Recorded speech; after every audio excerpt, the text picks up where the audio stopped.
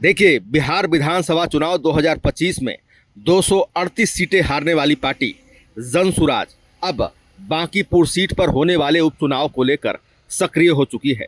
आपको बता दें कि जनसुराज पार्टी के सुप्रीमो प्रशांत किशोर पटना जिले की बांकीपुर विधानसभा सीट से खुद उपचुनाव लड़ने का फैसला नहीं कर पा रहे हैं।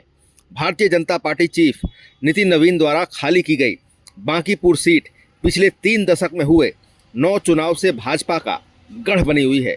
भाजपा अध्यक्ष नितिन नवीन के राज्यसभा सांसद बनने के बाद खाली हुई सीट पर अब उपचुनाव होना है।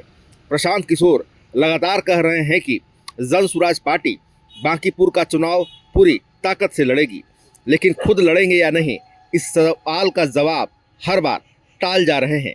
प्रशांत ने विधानसभा चुनाव नहीं लड़ा था, जबकि करगहर और राघोपुर से उनके खुद लड़ने की काफ़ी चर्चा हुई थी।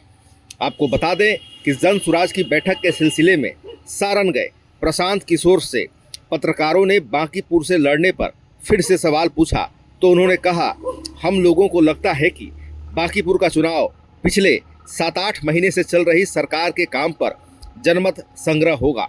जनता से चुनाव में बड़े बड़े वादे किए गए, नीतीश कुमार का चेहरा आगे रखा गया, 10,000 रुपये दिया गया, 2 लाख का लालच दिया गया, 1 करोड़ नौकरी की बात कही गई। सरकार जो अभी कर रही है वो ठीक इसके उलट है।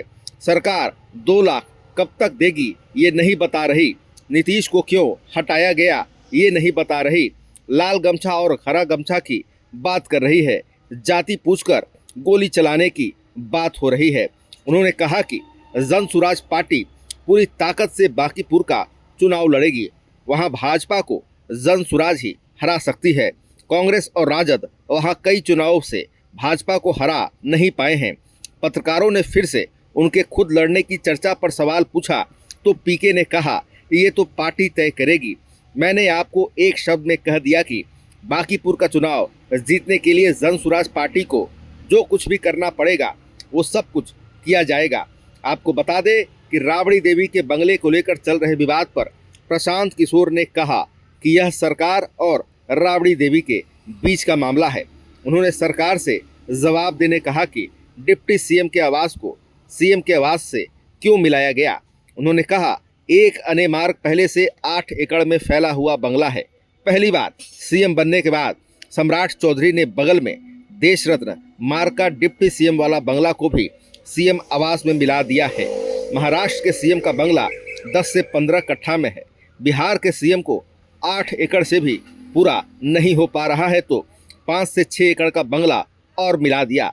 दूसरों से कहते हैं कि बड़े बंगले में नहीं रहो और अपने बंगला को पीएम के बंगले से भी बड़ा बना रहे हैं तो सवाल तो होगा ही।